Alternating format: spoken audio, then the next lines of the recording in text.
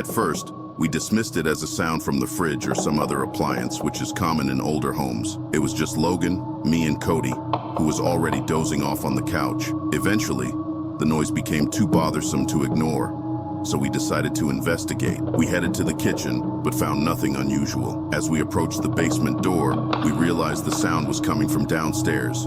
Logan opened the door, calling out, "Yo, who's down there?" The creaking stopped, and we waited in silence for a minute. Finally, we agreed to go down together, grabbing knives for protection, even though we were too drunk to use them effectively.